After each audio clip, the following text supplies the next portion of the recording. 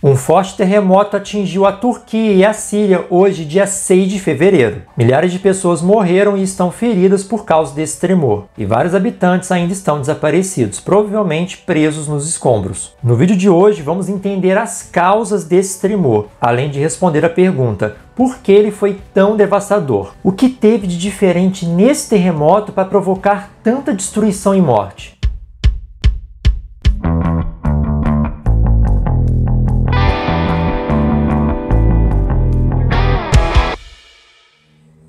Então, Padawans, no vídeo de hoje vamos conversar sobre o terremoto que atingiu a Turquia e a Síria hoje, dia 6 de fevereiro.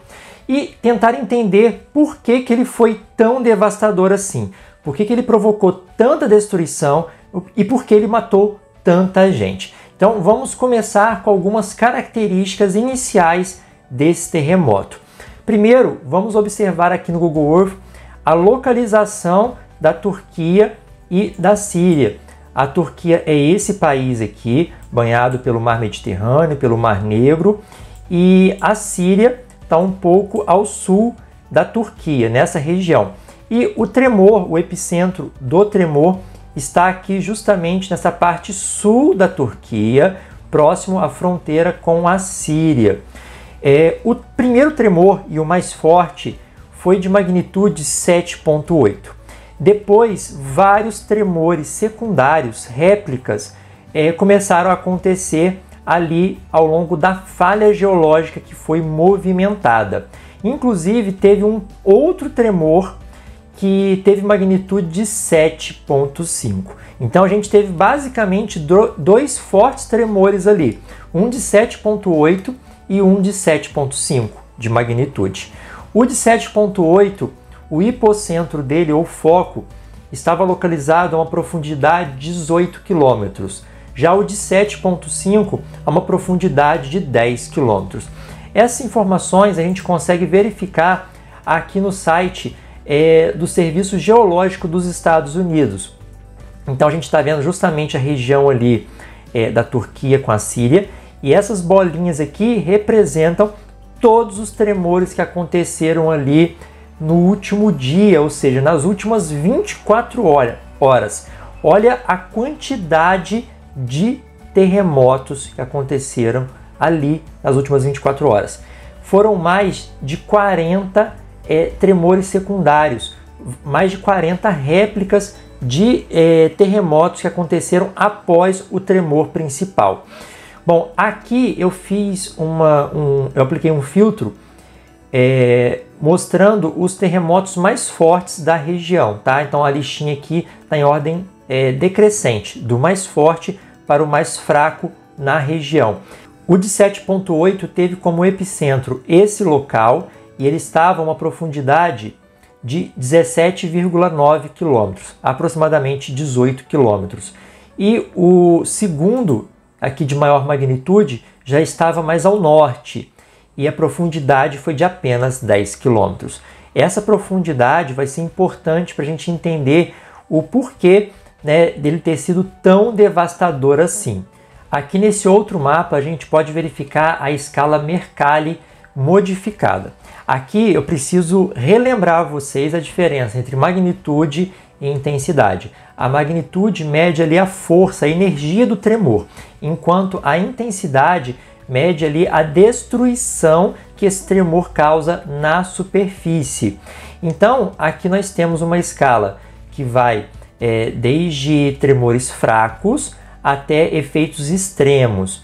Então, notem que próximo de onde foi o epicentro, a gente tem maiores danos.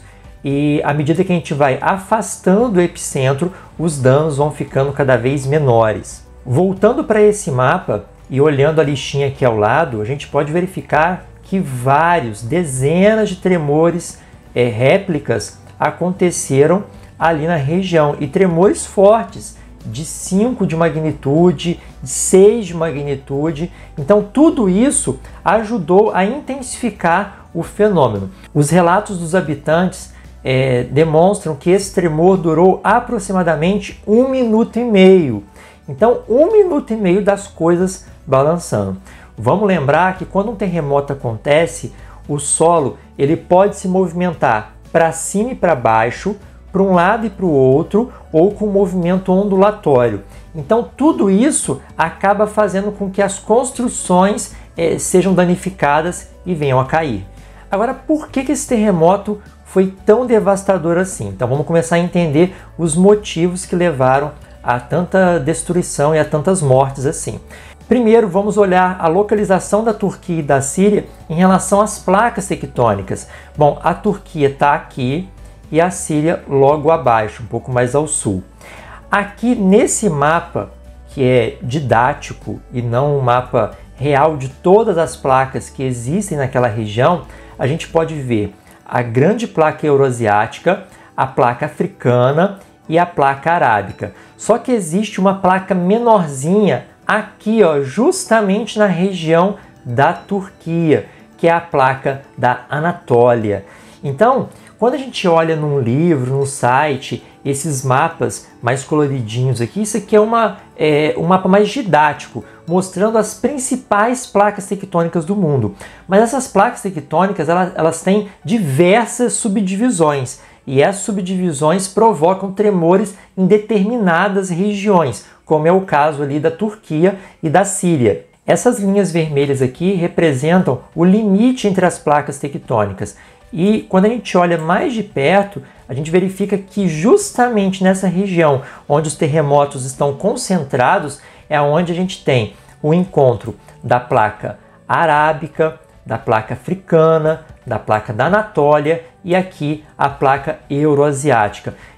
É basicamente um encontro de 4 placas tectônicas. Ali você tem tanto o limite convergente, onde as placas estão se chocando, né, uma empurrando a outra, quanto o limite transformante, onde as placas estão deslizando paralelamente, uma em relação à outra. Tanto o limite convergente quanto o limite transformante produzem tremores muito fortes. E segundo os geólogos que analisaram esse terremoto, a placa arábica se deslocou para o norte, colidindo com a placa da Anatólia. Foi o que provocou esse tremor. O terremoto aconteceu ao longo da falha oriental da Anatólia, que é uma região muito ativa sismicamente da região. E ao longo de 100 quilômetros dessa falha, pôde ser percebido algum tipo de movimentação. Então é por isso que os danos foram sentidos numa grande área e não apenas ali na região próxima ao epicentro. Então, Padawans, eu montei aqui uma lista com todos os fatores que nos ajudam a entender o porquê que esse terremoto na Turquia foi tão devastador assim. Vamos começar dizendo que, além dessa questão do encontro de diversas placas tectônicas ali, e o fato de vários desses encontros de placas serem de limites convergentes e transformantes, além disso, é uma das regiões mais ativas sismicamente do planeta. Para vocês terem ideia, no ano de 2022, mais de 20 mil terremotos aconteceram na Turquia. A maioria de magnitude 4, ou seja, não provocaram estragos, apenas foram sentidos pela população. Mas agora a gente verificou que a magnitude desse tremor foi de 7,8, que é considerado forte, muito destrutivo.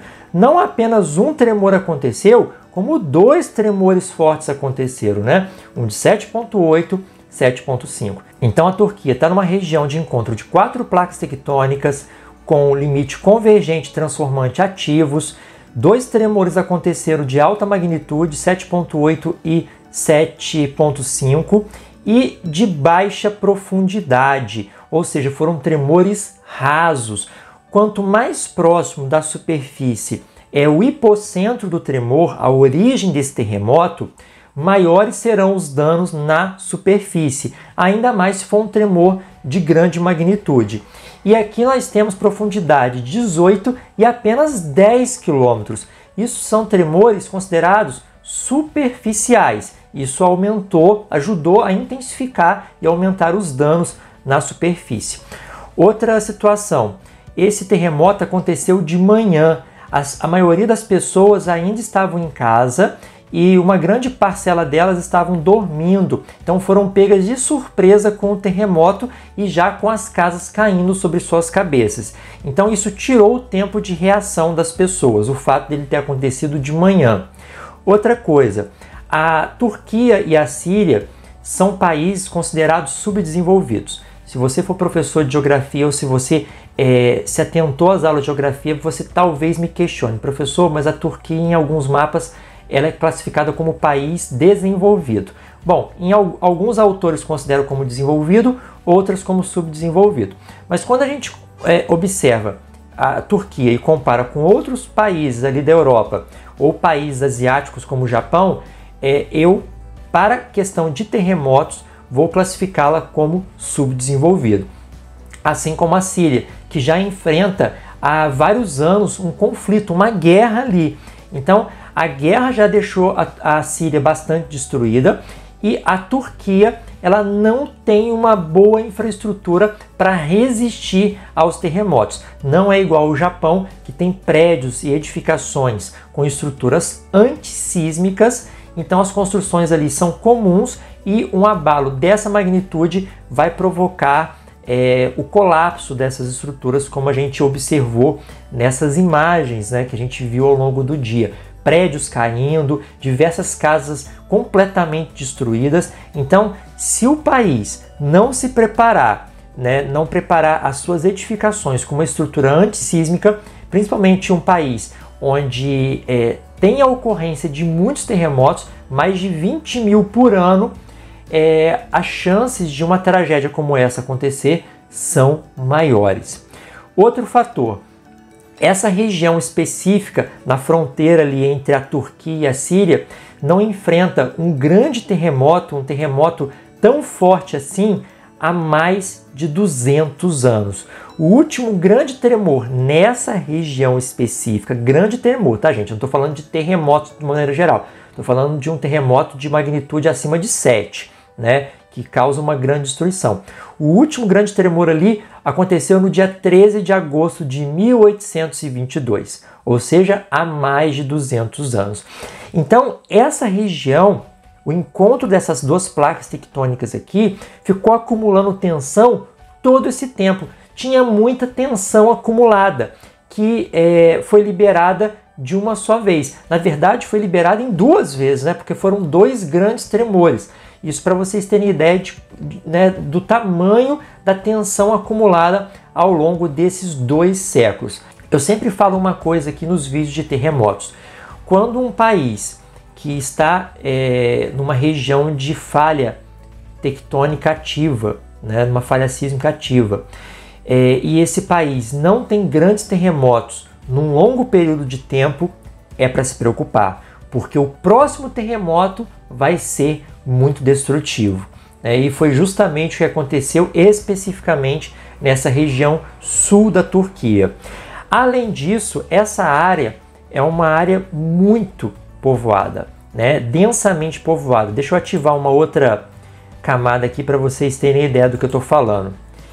Aqui, essa parte branquinha cinza é a densidade populacional da área. Notem como a gente tem pessoas morando nessa região. Eu vou voltar aqui o mapa para vocês terem ideia. Ó. Aqui a gente praticamente não tem população. Agora, olha essa região onde os tremores aconteceram. Muito povoada.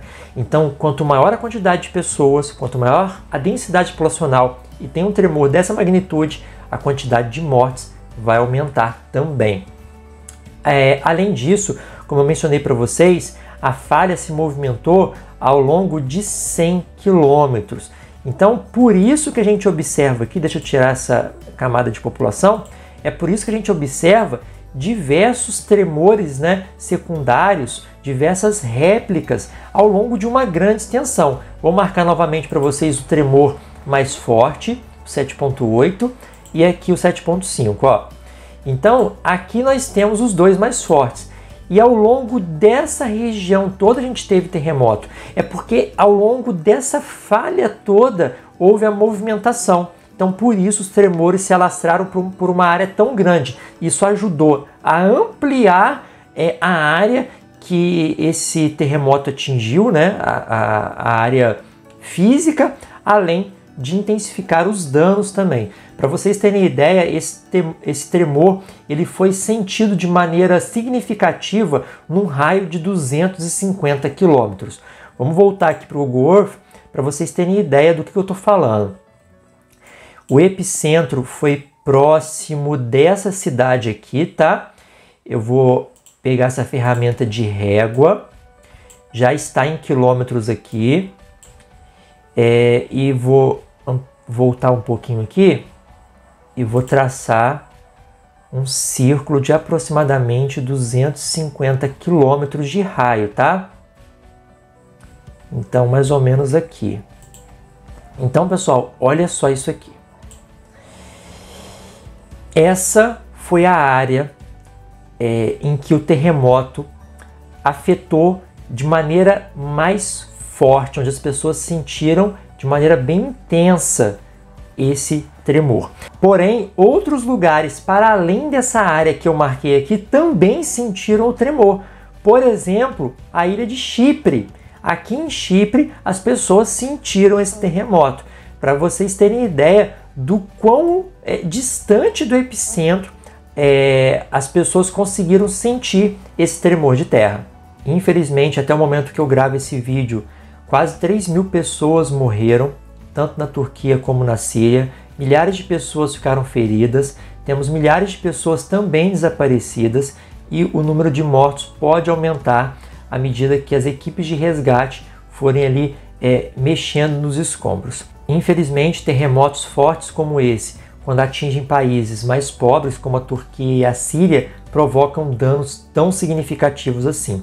E respondendo algumas perguntas de pessoas, membros do canal, pessoas lá do meu Instagram, pessoal, não tem como a gente prever quando um terremoto vai acontecer, não dá.